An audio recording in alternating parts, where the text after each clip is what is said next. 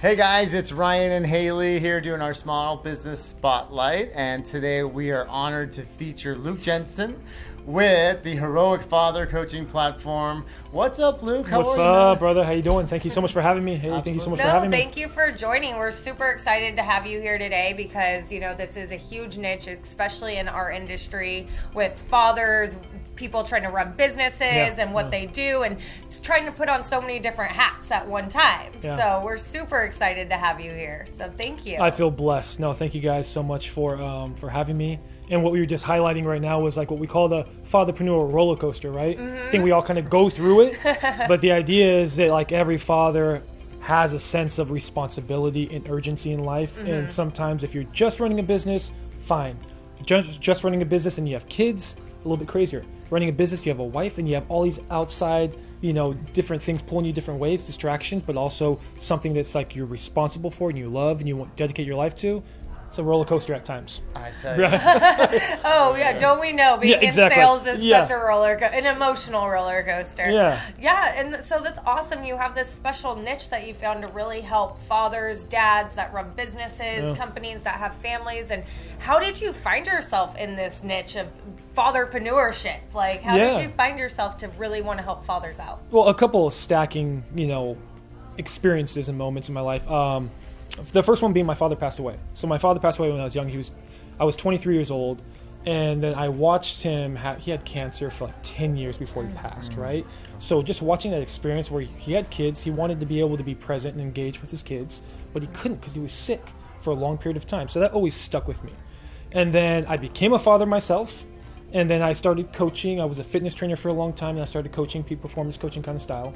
And I just saw common threads with, challenges, but also the joy of being a father, joy of being an entrepreneur, that I was going through the same thing, right? So I was like, you know what? I'm a little selfish. I want to coach people who are exactly like myself so I can also evolve and get better as well, right? So that's kind of where it started, is just that idea of that, you know what? It's easier to coach like-minded people who are on the same path you are.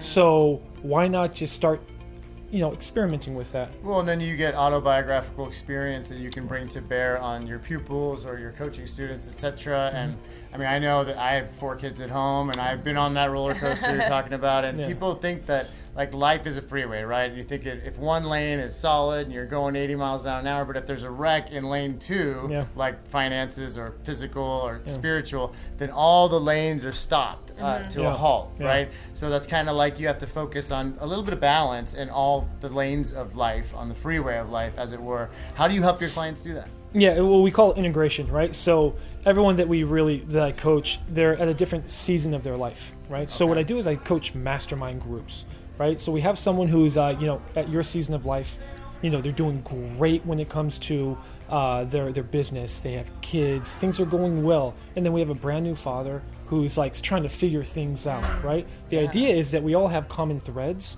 and at the same time, someone like Ryan can help out someone like John who's just starting out, right? And then what we do is we focus on one pillar. So what I call it the Fatherpreneur Core 7. We have core pillars that are the most meaningful in a father's life. When one's kind of messed up, it bleeds over, right? Like marriage, man, my marriage isn't where I want it to be or where I thought it should be. It's kind of bleeding over into my business. Yeah, you can't have your A game in one if the other's falling apart. So that's why we focus on one for a 7-week time period, right? And then we really dive deep. We have outside experts come, they speak. Someone like yourself would come and speak about your experience with, not just dealing, but actually thriving in this aspect of life. I like that. And we just get the wisdom and experience from someone else, right? Decades in the days. We really understand, I have a level of understanding now that I'm not alone, right? I don't have to isolate. People went through what I'm going through right now, but there's also another side to that. Well, when you hear your story and the story of another, it gives you hope. Oh, without a doubt. The first thing you say is, oh my God, I'm not the only one that's going through this. Right? Well, and I mean, men, they have no issue on saying that they need help, right? Oh, without a doubt. They have no problem on We're so eager to talk about emotions. We always need it, right? Yeah, it's funny. That's the biggest challenge we have, right?